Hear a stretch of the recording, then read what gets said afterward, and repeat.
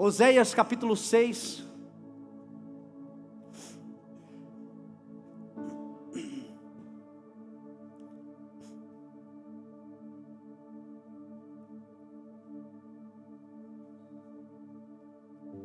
Diz assim a palavra do Senhor: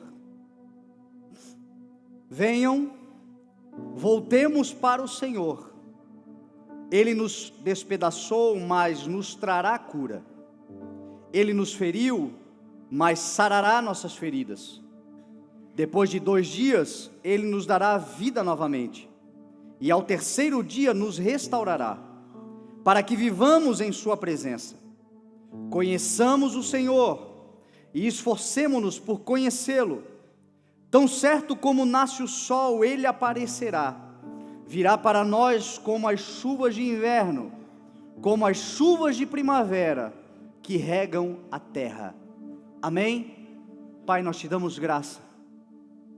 Te louvamos, Senhor, por mais um mês que estamos entrando, neste ano em que nós cremos que é o ano da alegria do Senhor sobre as nossas vidas. A tua alegria que nos dá força, a tua alegria que nos dá condições, Senhor, de suportarmos tantas coisas que o mundo faz para nos entristecer.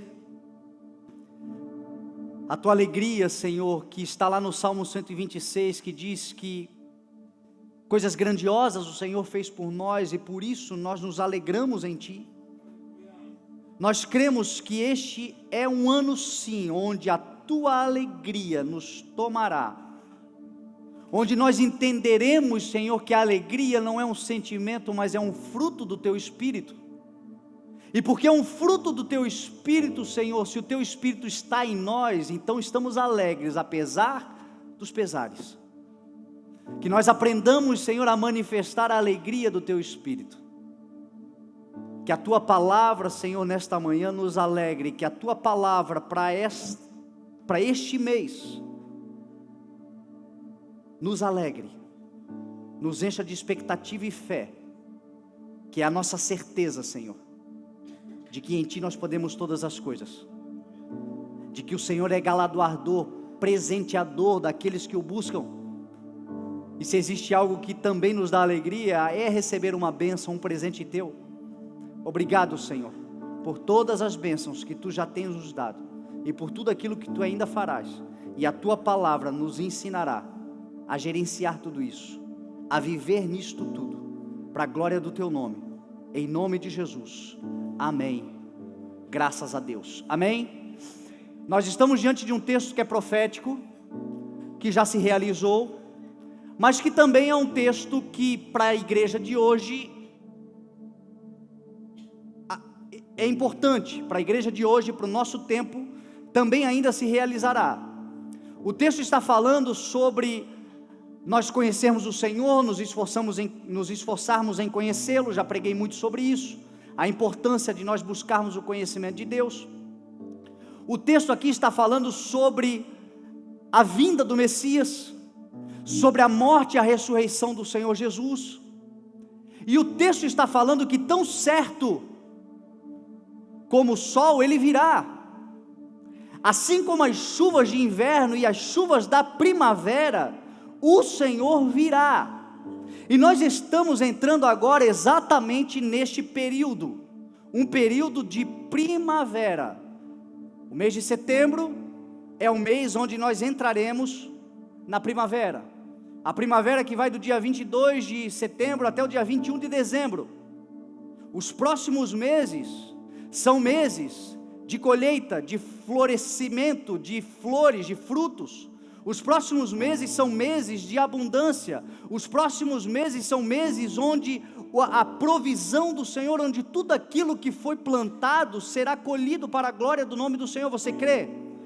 Os próximos meses serão meses aonde você que semeou com lágrimas até aqui, voltará colhendo seus feixes com alegria.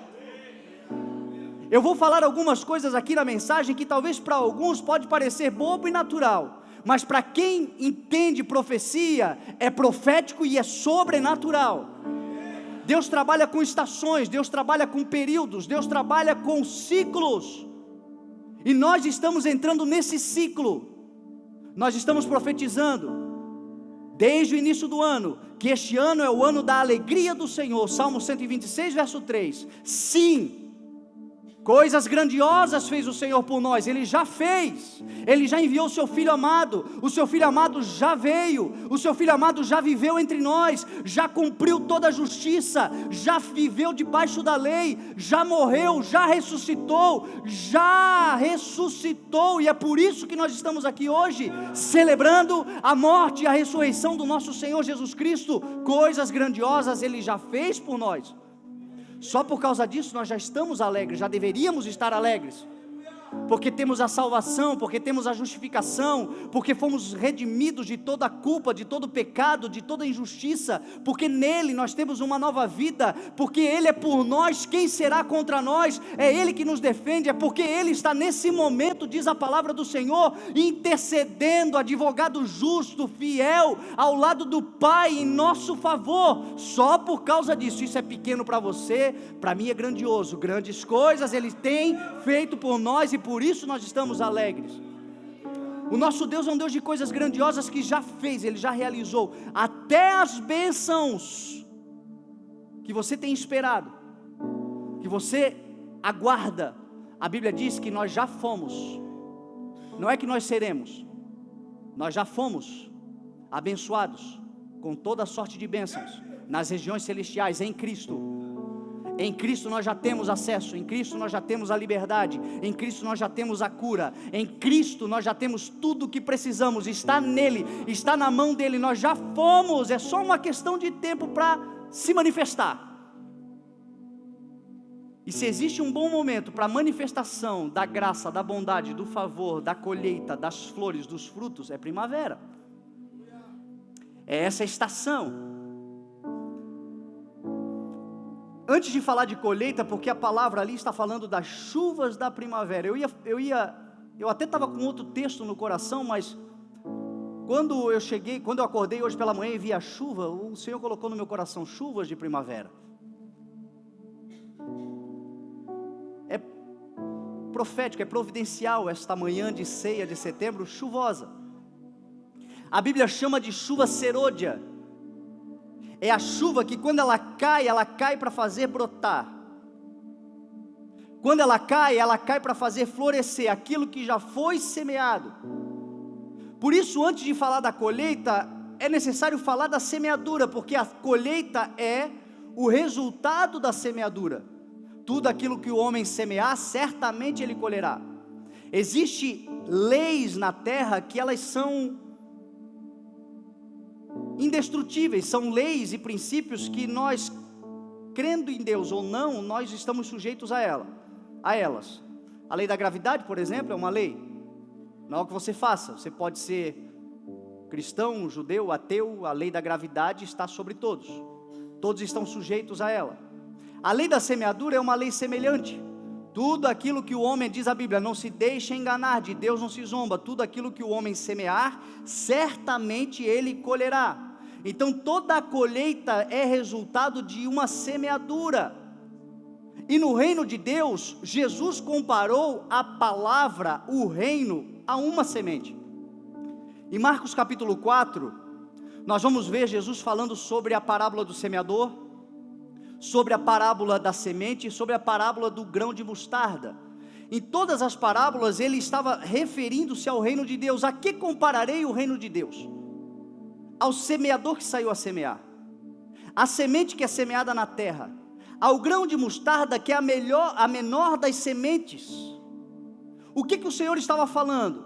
Que o reino de Deus, muitas vezes quando ele se apresenta a nós, na grande maioria das vezes, quando nós recebemos uma semente do reino de Deus, eu vou até generalizar, em todas as vezes que nós recebemos uma semente do reino de Deus, ela parece inexpressiva, ela tem uma aparência de inexpressividade, o que não significa que ela é. E é por isso que muitas vezes nós temos a dificuldade de receber a palavra de Deus, de entender a palavra de Deus ao nosso respeito, porque nós ficamos esperando, na grande maioria das vezes, um manifestar poderoso, alguma coisa extraordinária, algo que é sobrenatural para reconhecer ou para aceitar que é Deus falando, e Deus está falando de maneiras sutis, simples, ao nosso coração, todo dia, todo momento. Mas essa aparente inexpressividade parece então que não é Deus falando. Jesus foi claro dizendo: o reino de Deus é semelhante a uma semente de um grão de mostarda, a um homem que sai a semear, a uma semente que cai na terra. Olha para a semente, ela nunca se parece com aquilo que ela será. É desprezível. Você passa por cima de sementes, você nem vê sementes, mas ela já é o óvulo da planta fecundada, ela já carrega a vida. Assim é com a palavra de Deus. O Senhor está semeando a sua palavra no nosso coração. Aonde quer que a verdade seja dita, aonde quer que a verdade esteja sendo proclamada, da boca de quem quer que seja, se tem a ver com o Evangelho, se é algo da palavra, se passa pelo filtro do Senhor, é o Senhor falando. Deus fala às vezes na boca de maluco, meu irmão. Eu já ouvi Deus falar comigo na boca de doido.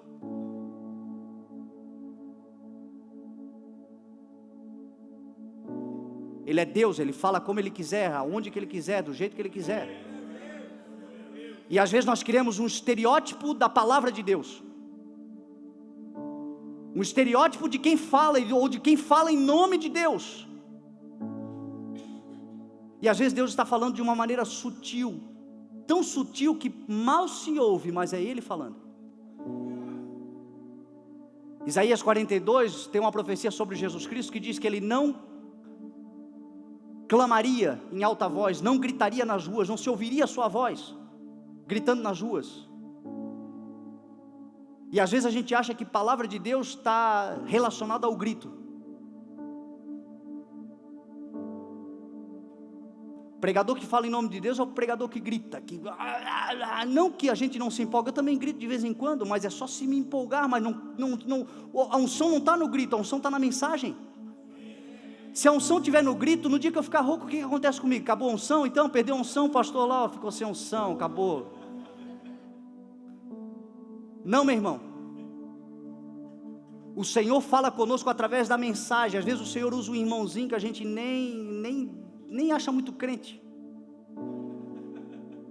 Mas sai uma palavra que, a espada que vai entrando aqui, ó, e discernindo intenções e pensamentos do coração, a palavra viva e eficaz, que é mais cortante do que qualquer espada de 2 gumes. Cortou, meu irmão, é Deus. Entrou, discerniu, revelou, é Deus. Não crie estereótipos. Olha Elias, em 1 Reis capítulo 19, fugindo de Deus, fugindo do seu chamado, correndo para dentro do deserto, foi para o Horebe. Deus disse: sai da caverna que eu vou falar contigo. Ele saiu da caverna e diz que veio um vento destruidor, um vento que rachou as rochas, que esmigalhou as rochas, diz a palavra, e separou os montes. Você consegue imaginar o vendaval que foi? Só que a Bíblia diz que Deus não estava no vento. Aí veio um terremoto e abalou as estruturas, e Elias pensou: será que agora? E a Bíblia diz que Deus não estava. E aí veio o fogo, e agora sim, fogo é com Deus, fogo, e Deus não estava. E aí diz a Bíblia que veio um murmúrio suave, e aí Elias cobriu a cabeça, porque ele disse: agora é Deus, não tem para onde correr. E aí nesse murmúrio suave, o Senhor disse: Elias, o que tu está fazendo aqui? Sabe aquela vida toda errada? Está lá na balada, eu já fui muito para lá, eu sei como é que é. Aí tu está na balada e curtindo, e o som a mil, e barulho para todo lado, e aí você começa a ter um sentimento, Deus vai vir, se Deus vier agora eu morro, se um terremoto vier eu morro, se o fogo vier eu morro, e o vento vai bater, eu vou morrer, Deus vai acabar com tudo, eu estou no pecado, e Deus não está falando nada disso, Deus está falando dentro do coração, bem devagarinho, com uma voz mansa e suave, dizendo: Fernando, o que tu está fazendo aí?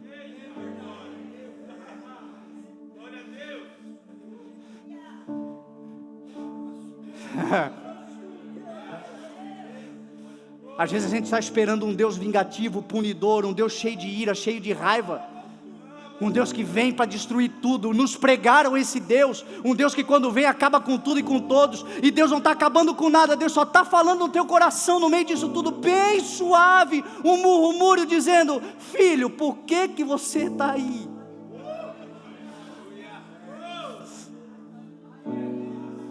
Não é aí que é para você estar.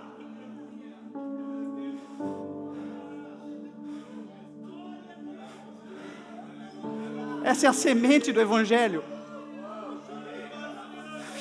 Essa é a voz do nosso Deus. É assim que Ele fala conosco. Quando nós estamos na desobediência, quando nós estamos no pecado, quando nós estamos fugindo, às vezes fugindo do nosso chamado, do nosso ministério, fugindo da palavra, fugindo do propósito, e a gente achando que Deus vai ficar e destruir tudo. Deus não quer destruir nada. Deus está falando no murmúrio, baixinho e suave: filho, o que você está fazendo aí? Volta lá, porque você ainda não concluiu, você precisa continuar aquilo que eu coloquei no teu coração, na tua vida para você fazer. É numa voz suave e doce. Essa é a voz do Espírito de Deus. E o interessante é que no meio de tudo você a escuta. No meio do vendaval, no meio do fogo, no meio do terremoto, você a escuta. Você sabe o que Ele está falando. Esse é Deus. É uma sementinha. Esse é o reino. É inexpressivo. Às vezes você acha que é coisa da minha cabeça. Não vai dar em nada, não vai acontecer nada com isso, mas diz a Bíblia que, se plantada, é como um grão de mostarda, que é a menor de todas as sementes, mas uma vez que germina, se torna a maior de todas as hortaliças, até o ponto das aves dos céus virem se abrigar nas suas folhas. Começa pequeno, começa desprezível, mas uma vez que cai numa boa terra, Marcos 4 vai dizer que o semeador sai a semear a semente na terra. E aí ele fala, eu já preguei muitas vezes sobre isso, eu não quero entrar me aprofundar, mas só para pincelar. Ele fala que parte cai à beira do caminho. Mateus vai dizer que cai à beira do caminho porque ouvindo não entende. Se a pessoa ouve e não entende, tem duas razões. Ou quem está pregando está complicando, e eu sei que tem pregadores do Evangelho aqui. A Bíblia manda nós nos aprofundarmos, crescermos, conhecermos, termos capacidade intelectual, sabedoria do alto para lidar e falar com qualquer pessoa, mas a nossa mensagem não é para complicar, é para descomplicar, é para simplificar. Às vezes, para mostrar o conhecimento, a gente, os beneplácitos do poder que emana do... Eu me lembro uma vez que eu tive um professor quando eu tentei fazer direito, fiz uns 3, 4 semestres de faculdade de direito. Eu tinha um professor de linguagem jurídica, e o cara só falava em latim. Durelex, sed lex, data venia, subjúdice. E eu entrando na faculdade, só que, glória a Deus, o cara sabe, o problema é que ele não explicava, ele só falava. Então a turma toda não entendia nada, foi um trabalho para nós passarmos aquela disciplina, porque ele mostrava todo o conhecimento, falava, mas ele estava falando com gente que não entendia, então ele precisava explicar. Por isso que a Bíblia diz que Jesus usava parábolas, mas depois, a sós com os seus, ele explicava. Jesus sempre explica para os seus discípulos. Então às vezes a gente está complicando o ensinamento da palavra. Simplifica a mensagem dentro da tua casa, simplifica a comunicação dentro da tua casa, simplifica, fala com as pessoas até que elas entendam, fala de uma forma que elas possam compreender. Às vezes o problema da comunicação não está em quem está pregando o evangelho, está no sacerdote do lar, que é o marido que não consegue comunicar com a esposa que não comunica com o marido, os filhos que não se falam. É uma complicação dentro de casa, porque a linguagem não é clara. Se você olhar em Gênesis, quando a humanidade cai, ela caiu por causa de um ruído de comunicação. Eva falou para a serpente diferente do que Deus tinha falado para Adão. Isso significa que em algum momento o telefone sem fio bugou.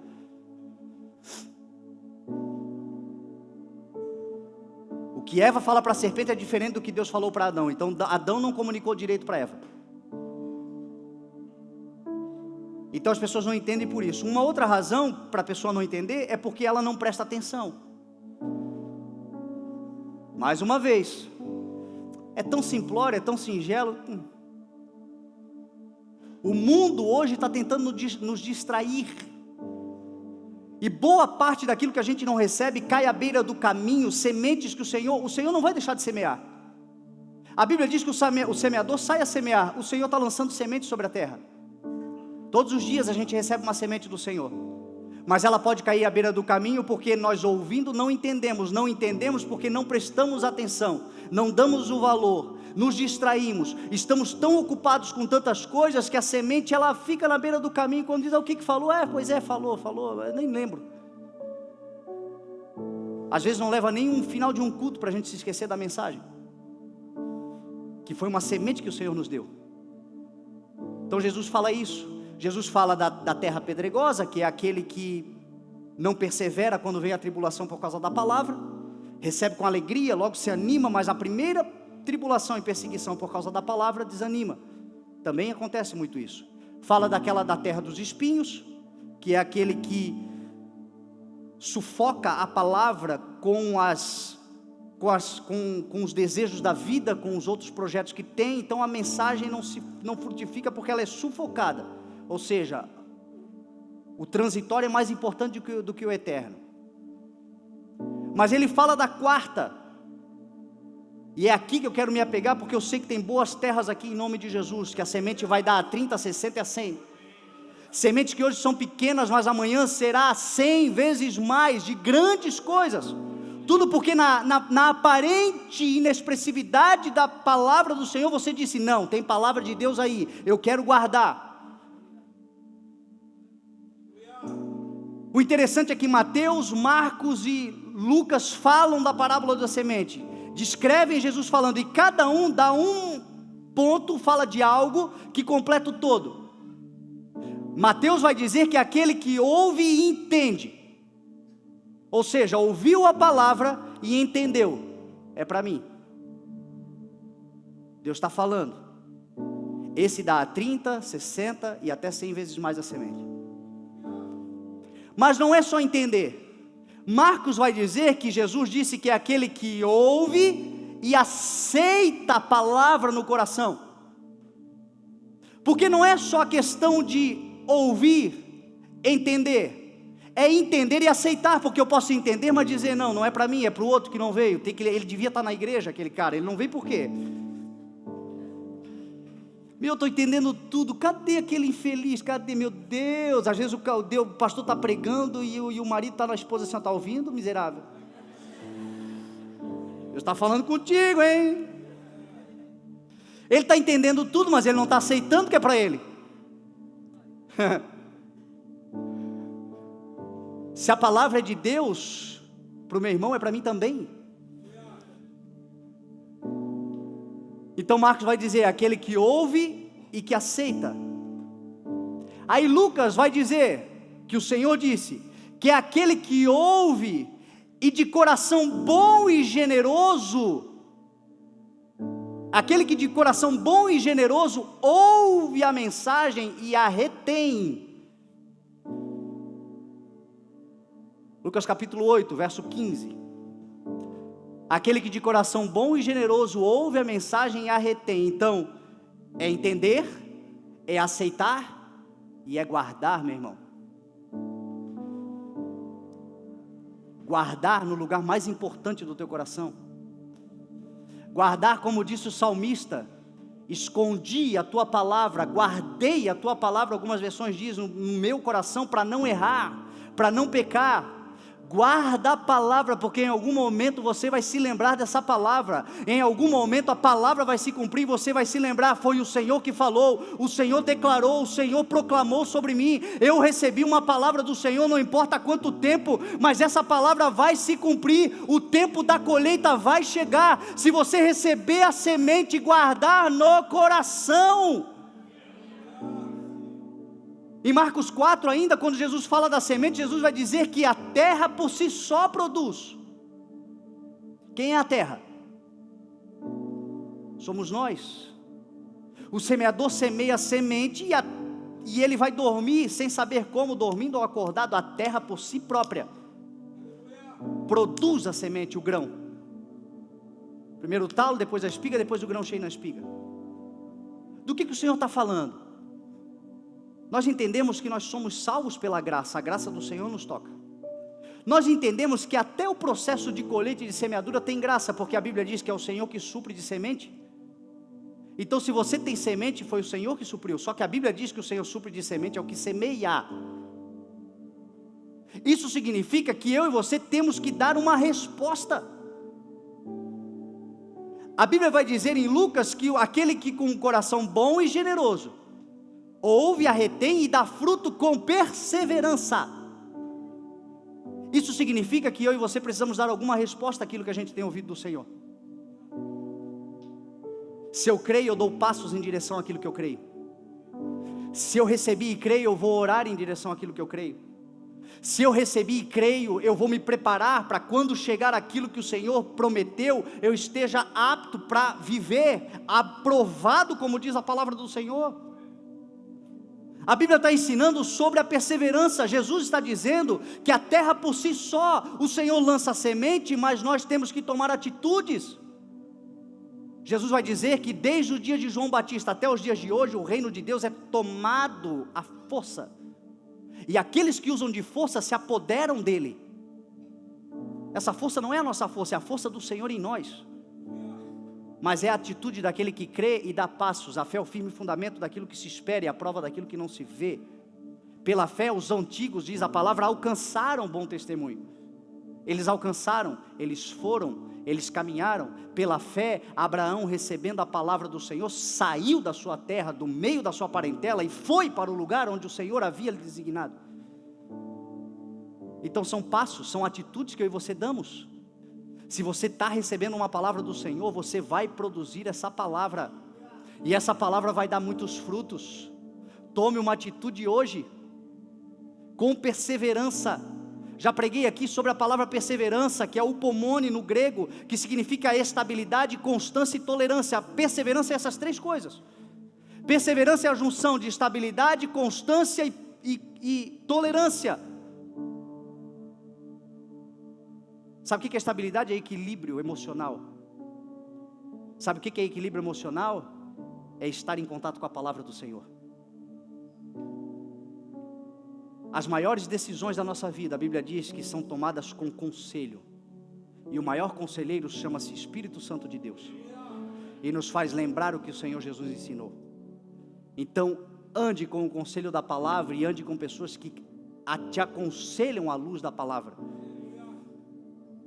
Outro dia a gente estava conversando, e a Dani estava falando sobre uma reunião das amigas do trabalho na hora do café. E aí uma amiga estava querendo ir numa festa na casa do marido, mas a família parece que não gosta muito da mulher, e aquela coisa que quase não acontece em família, né? E aí ela estava pedindo conselho para as amigas, e a amiga dizendo, não vai de jeito nenhum. Tu não tem que se rebaixar, tu não tem que isso, não tem que aquilo, e tal, e as amigas todas dando conselho para ela não ir. Aí a Dani chegou, a Dani entrou, nem estava sabendo, aí ela pegou e perguntou, ô Dani, eu estou a fim de ir, o que você acha? Eu acho que você deve ir. Como? Está todo mundo dizendo que não, eu acho que você deve ir. porque isso vai agradar o teu marido. Você não tem que se preocupar com o que os outros pensam ao seu respeito, você tem que se preocupar que você é mulher, esposa, o teu marido vai ficar feliz, ainda que eles falem de você, pelo menos ele está feliz porque você está acompanhando ele. Se você não for, alguém vai chegar lá e vai dizer assim, é o mesmo que não quer que você vá, também vai dizer, pois é, não se mistura com ninguém, depois quer que a gente goste dela, e o marido vai chegar em casa bem bravo com você. Então vá, porque o importante é o que vocês dois definem, é vocês dois estarem bem. Vai fazer ele feliz? Vai, então vá. É bem diferente, né, gente? É o que a palavra ensina. É bem diferente do mundo. O reino de Deus é uma contracultura. Ou a gente se dispõe a viver pelo reino de Deus, ou a gente vai viver mesclando as coisas e não vamos desfrutar de tudo que o reino de Deus tem para nós. Mas é uma atitude de poder exercer com perseverança, é o equilíbrio emocional. Tem horas que para você poder plantar o reino de Deus e ver florescer o reino de Deus, é difícil, tem que contar mesmo, tem que, Jesus, leva contigo, Senhor, mas contudo não seja feita a minha vontade, seja feita a tua.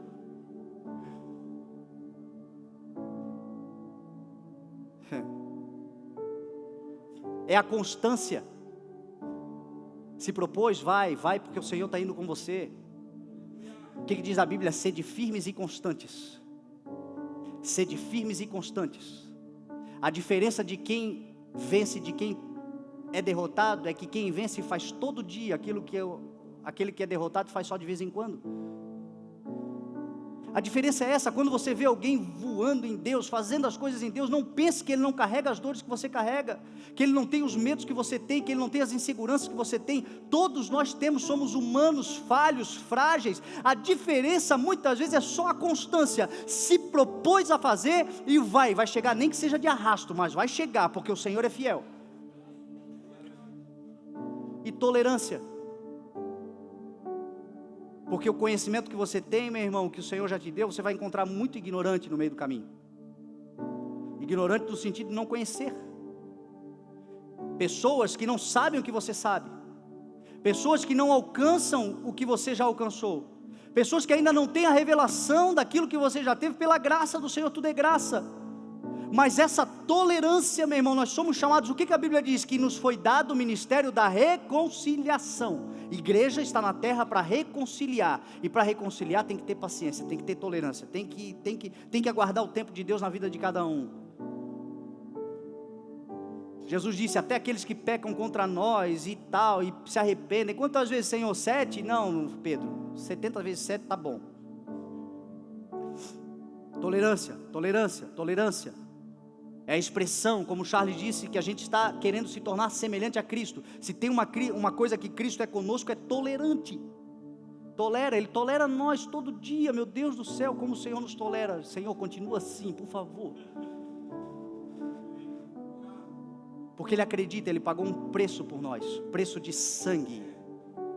Nós nos encontraremos com Ele naquele dia, e nós não chegaremos lá porque somos bons, nós chegaremos lá porque Ele tem sido tolerante conosco todos os dias. A sua misericórdia é a causa de nós não sermos consumidos, elas são novas a cada manhã.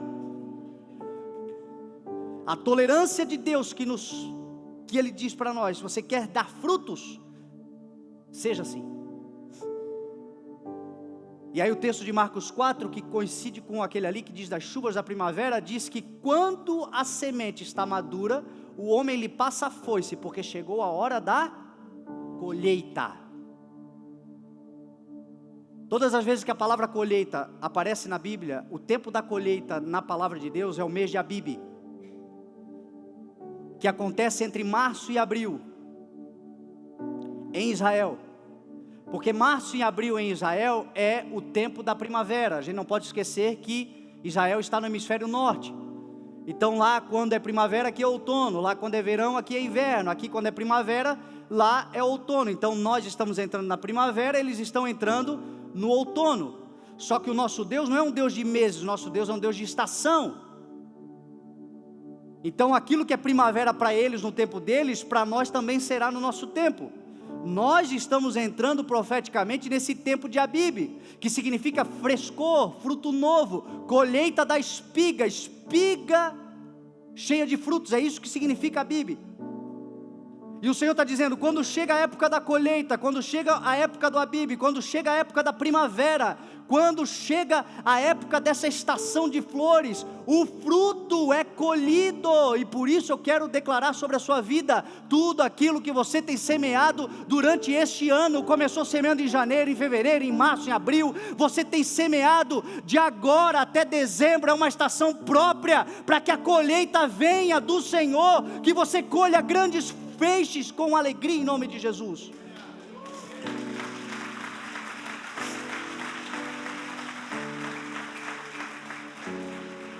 Gere essa expectativa dentro do teu coração. Gere essa expectativa de que o teu ano não está perdido. Gere essa expectativa de que tudo aquilo que foi semeado você não viu, começou a nascer, a acontecer um mistério do crescimento embaixo da terra, sem saber como, mas a verdade é que nós estamos entrando num tempo de colheita em nome de Jesus. Este é um ano das grandes alegrias do Senhor. Você vai terminar esse ano sorrindo em nome de Jesus. Creia na palavra de Deus. Aí só para nós concluirmos, eu quero deixar aqui para você algumas coisas ao longo da história que aconteceram no tempo de Abib. Nesse tempo de primavera. A primeira delas está em Abraão. Gênesis capítulo 17. A Bíblia diz que Abraão está sentado na porta da sua tenda. E diz a Bíblia que ele vê 3 homens vindo, eram 3 anjos do Senhor. Era a hora mais quente do dia. Alguém está vivendo aqui a hora mais quente do dia? Aquele calor fritando a moleira, a mente acelerada. Ele estava à beira, à porta da sua tenda, na hora mais quente, provavelmente se lembrando de uma promessa de 24 anos atrás. E aí quando ele vê os 3 anjos vindo, ele se apressa, ele se levanta. Ele diz que estava feliz por aqueles homens estarem passando ali, que eles não fossem embora antes que eles lhe servissem. Olha o coração servidor, olha o coração semeador. Abraão sempre foi um homem de semeaduras. Você vai ver isso na história de Abraão. Abraão semeando, Abraão abençoando, Abraão plantando na vida de pessoas. E ele disse, não vai embora, era o estilo, era a forma que ele vivia. Não vai embora antes de eu servir vocês. Ele correu na tenda, pediu para Sara pegar 3 medidas, a melhor farinha, fazer pães. Correu lá no aprisco, pediu para o servo pegar o melhor novilho, preparar. Correu e serviu o novilho com pães. E diz a Bíblia que ele fica em pé, embaixo da árvore, do lado dos homens, enquanto eles se alimentavam, como quem diz assim, se precisar de mim eu estou aqui. Se o Senhor precisar hoje, estamos aonde? Estamos aonde? Ele estava em pé aqui, ó, Senhor, se precisar eu estou aqui. Já fiz tudo, mas se precisar eu ainda estou aqui. E diz a Bíblia que os homens comendo, olharam para ele e disseram assim, cadê Sara? Está lá na tenda. Na primavera do ano que vem, eu voltarei aqui, e Sara terá um filho. E diz a Bíblia que ela riu, porque ela já esperando tanto tempo. Talvez tem gente aqui assim nesse momento também. Eu estou esperando tanto tempo que eu até dou graça assim, dou risada, não é duvidando, é porque eu já sou velha, o meu marido é velho, já é infértil, eu também sou infértil, para gerar esse sonho que o Senhor já passou tanto tempo. E o Senhor diz assim, por que você está rindo? Na primavera eu virei.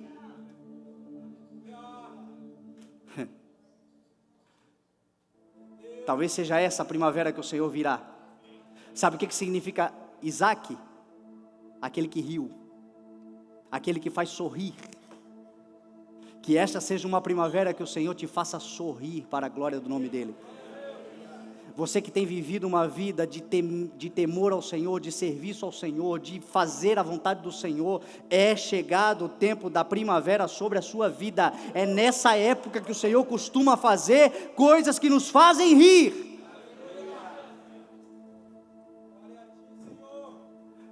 A segunda vez que eu vi na palavra foi quando Deus tirou o povo do Egito. Foi na primavera. Foi no mês de Abib que o Senhor disse: façam a Páscoa, que significa a passagem da escravidão para a liberdade,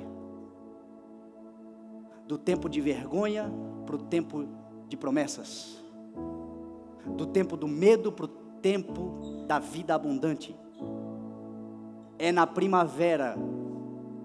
Talvez você tenha há muito tempo lutado contra um vício, contra uma vergonha, contra algo que tenta te dominar, contra algo que tenta te aprisionar. Eu quero declarar em nome de Jesus: é chegado o tempo de liberdade do Senhor sobre a sua vida. Você vai vencer, você vai prosperar, você vai alcançar a liberdade, você vai conquistar. O Senhor vai te dar tudo aquilo que Ele te prometeu. Esta é uma boa época para isso acontecer.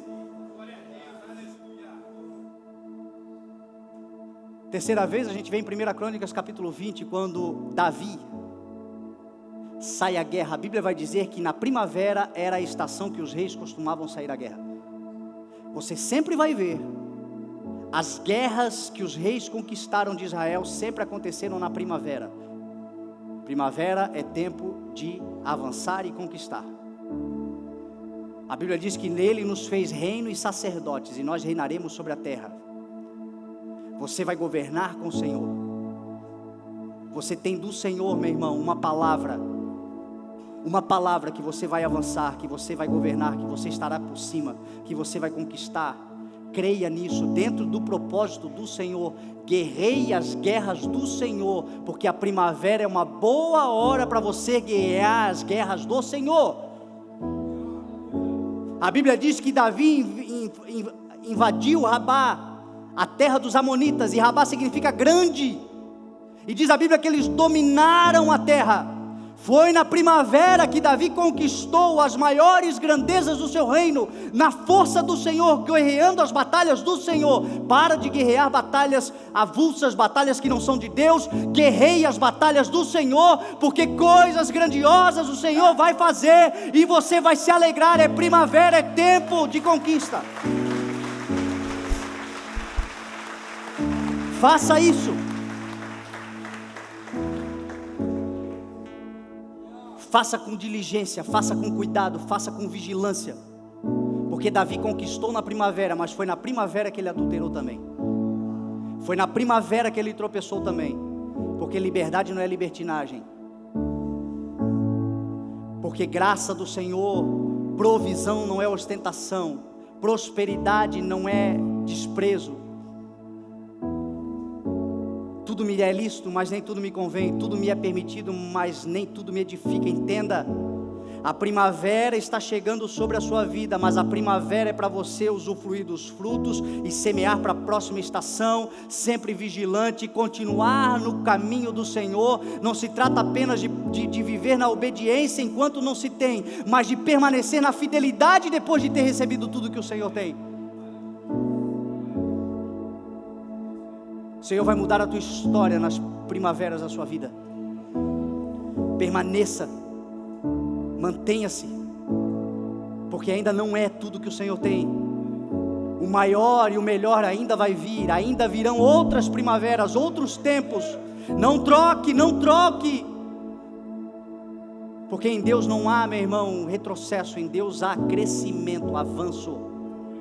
O ano que vem você estará mais longe, avançará mais do que esse ano. Ainda que este ano seja um ano que o Senhor te faça sorrir demais, te alegre demais, você colha tudo aquilo que você já semeou até aqui, que seja em nome de Jesus, mas outras colheitas maiores ainda virão. Permaneça no Senhor. É o nosso grande desafio, é permanecer quando estamos em pé, cuidar para que não caia. Tem gente que olha e a sua lavoura está tomada de frutos. Não pense que é queridinho do Senhor, chorou tanto quanto a gente está chorando agora, quem sabe para esperar frutificar também. Mas nessa hora, meu irmão, é momento de manter o coração na dependência daquele que foi o semeador sobre a nossa vida. Jesus, quando fala do reino de Deus, fala que é semelhante a uma vinha que o homem construiu, fez uma torre, cercou e arrendou. Significa que aquilo que nós temos não é nosso, é do Senhor. Somos gestores, administradores, mordomos fiéis. Tudo que temos, tudo que somos, tudo que fazemos, tudo que podemos, temos, somos, fazemos, podemos, porque Ele tem nos dado. É tudo dele, na verdade. Tudo vem dele. Tudo é para ele. É para a glória dele. É para o louvor dele. E para o usufruto nosso. Meu Deus, que Deus é esse? Que Deus é esse? Foi na primavera que o nosso Senhor e Salvador morreu e ressuscitou. Foi na primavera. Por isso que a gente comemora a Páscoa em abril, porque é primavera lá. Mas na estação, foi em abril que Jesus ressuscitou. Mas a estação lá é primavera, como é para nós aqui. Sabe o que isso significa? Que esta é uma época de ressurreição, de reconciliação, de conserto, de renovação, de trazer à existência coisas que quem sabe você acha que você já perdeu. O Senhor está dizendo, eu vou tirar. Foi na primavera que Ele entrou na porta da tumba de Lázaro e disse, Lázaro, vem para fora. Que ressuscitem os Lázaros, que nós ainda não sepultamos aqui dentro. Parece que já está morto, mas aqui dentro o coração ainda clama por justiça, clama por verdade, clama pela provisão do Senhor. Ele está chegando na tua Betânia. Ele vai chegar e vai dizer, vem para fora. É tempo de ressurreição. Primavera é tempo de ressurreição. Foi no finalzinho da primavera que estavam todos reunidos num só lugar, quando de repente tudo mudou. De repente veio do céu uma palavra, de repente veio do céu um decreto, de repente veio do céu o cumprimento, de repente veio do céu o Espírito Santo, de repente todos foram cheios, de repente todos foram batizados, de repente a igreja foi formada, de repente os alicerces foram abalados. É na primavera, é nessa estação que de agora até dezembro você veja o poder do de repente de Deus, que de repente vai te surpreender e mudar a tua história. Essa é a primavera. É nessa estação que essas coisas acontecem.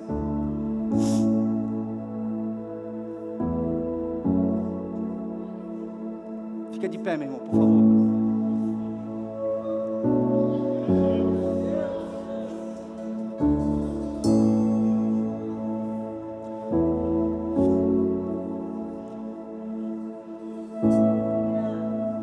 Primavera é tempo de fazer sorrir,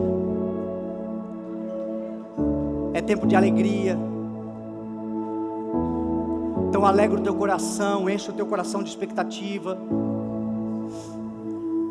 Primavera é tempo do Senhor lembrar você de que a promessa não foi em vão, que tudo aquilo que Ele falou a seu respeito Ele vai cumprir. Foi o que Ele disse para Abraão. Abraão, é na primavera. É tempo de liberdade, todos os cativos, a Bíblia diz que Ele, o Espírito do Senhor está sobre Ele, e Ele ungiu para que haja liberdade, para libertar cativos. Uma boa estação para isso acontecer. Creia no poder de Deus, creia na semente que foi colocada dentro de você. Entenda, aceita, retenha e persevere. Flores, frutos, colheita, abundância, cevada do Senhor, alimento, provisão sobre a mesa. É o que o Senhor tem para a sua igreja em nome de Jesus. Que este mês, que essa palavra seja a nossa esperança para os próximos dias. Porque foi o Senhor que nos deu, é a palavra dele para a nossa vida. É tempo de florescer. O nosso Senhor Salvador está vivo, ressuscitou, reina, é soberano, é único, o único imortal, disse Paulo a Timóteo, que habita em luz inacessível, a quem ninguém viu nem pode ver. A Ele seja a glória e honra e poder. Ele ressuscitou num tempo deste. Que haja também sobre a nossa vida a ressurreição, que se ressuscitem aqui agora ministérios, famílias, trabalhos, sonhos, que se reconcilie agora a ceia para isso. A ceia não é para quem merece ou quem não merece, porque ninguém merece. A ceia é para nós nos lembrarmos que Ele tem uma aliança conosco e que Ele não quebra a sua aliança, e que na sua aliança conosco nós alcançaremos tudo o que Ele prometeu para nós. Tome essa ceia lembrando-se de que tudo aquilo que você semeou, de que tudo aquilo que foi semeado no teu coração, é tempo de colheita em nome de Jesus. Amém? Pode passar a ceia em nome de Jesus.